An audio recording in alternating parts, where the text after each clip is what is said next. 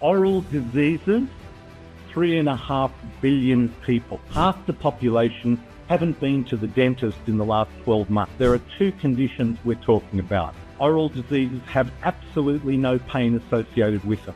Have you ever brushed or flossed your teeth, and was there ever any blood? Bleeding gums is a sign of inflammation. You need to know what that problem is. I like the 80-20 rule, and 80% of things are good, and 20%, well, we live in a normal world.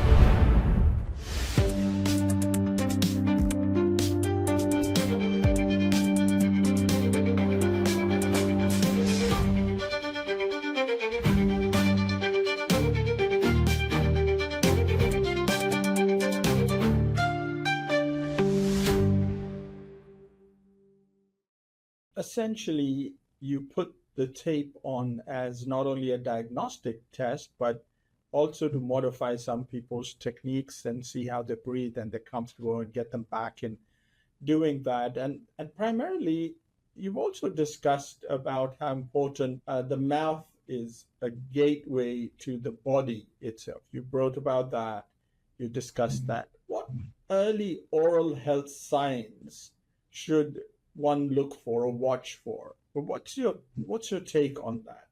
Give us a little bit of an overview. Okay, well, taking a very big picture view of this, WHO did a global oral health report and compared it to other common, preventable, non-communicable diseases, things like cancer, heart disease, autoimmune conditions. They even compared it to mental health. For example, diabetes, there are 500 million people globally diabetes. Cardiovascular disease, 500 million people. Mental health diagnoses, 1 billion people. Oral diseases, 3.5 billion people. 3.5 billion people. And I believe that's an underestimation because half the population haven't been to the dentist in the last 12 months. So do the maths on that. It's a huge problem. What is the early signs? Well, when we talk about oral diseases, there are two conditions we're talking about. One is gum disease and the other is tooth decay. Both, as we said, are the most common non-communicable diseases in society. And the most surprising thing for me as a dentist over 40 years is how often oral diseases have absolutely no pain associated with them. Now, if someone's had a toothache, they know what pain is. It's a very severe pain potentially, and it varies. Sometimes it's just sensitivity, sometimes it's an occasional ache, but the vast majority of oral diseases have no pain associated with it. So what is an early sign of disease, of oral diseases? Here's a question for your audience. Have you ever brushed or flossed your teeth, and was there ever any blood? And the answer for many people is yes, there was. And most people's response to that is, oh, I just won't brush or I won't floss for a few days and everything will be fine. And I draw the analogy for washing your hands. If every time you washed your hands, the cuticles of your nails bled, would your first response to that be, oh, I'll just stop washing my hands for a few days and that will be fine? And the answer is obviously no. Bleeding gums is a sign of inflammation. So that's an early warning sign. Well, the next section, Ron, we're just going to talk about a little bit about knowing the guest, and it's more like a one-liner, rapid fire sort of questions.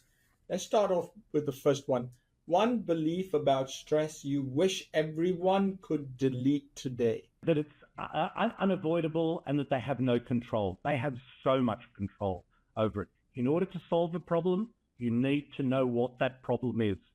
And that's why that definition of stress is so helpful. Excellent. What's an early warning sign of burnout, according to Ron? Most people miss. Well, the acronym for burnout is ironically DIE. It's an acronym which says disengagement, feeling disengaged, ineffective, and exhausted.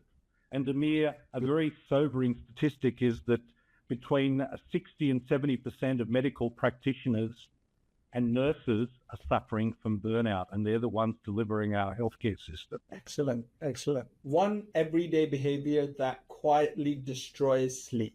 Far too much screen time. particularly late at night. You talked about solid food, good animals, nutritionally dense food. One food you make mandatory if you could, and another if you want to make optional. Mandatory food. Mandatory food. Well, here's a very controversial one, but I think meat has been demonized unfairly, and I don't believe we should be blaming the resource. We should be blaming how the resource is managed. What to exclude? This often surprises many of my listeners, but even I'm not perfect. And, so there are sweets which I, occasionally indulge in. And, I like the 80-20 rule, and 80% of things are good and 20%, well, we live in a normal world. I've been, when I'm really on fire, Amir. We totally understand where you're coming from. The carnivorous diet and all that is in fashion here as well. So the last one would be one final message Ron would like to give to our audience. Well, my message to people are, as far as I know, and I hope I don't offend anybody here, but as far as I know, we only get one shot at life. And when we do, I think one rule we should have is to fulfill our potential, whatever that means, as a father, as a family, as a member of the community, whatever, professionally. And in order to fulfill your potential and make the best of this life, focusing on health is a really good preoccupation, but you need to inform yourself, and you should not rely on mainstream media to do that message for you. Absolutely fantastic. Thank you, Ron, for such a wonderful discussion. You have a very holistic vision, and your 5 pillars framework give us more than just a theory, and it actually gives a roadmap. And a roadmap to a real change. To explore more of Dr. Ron's work, check out his book, A Life Less Stressed, and his Unstressed Health podcast. Thank you, Ron, for being on the show today. Thank you so much, Amir. What a remarkable journey we've just experienced together.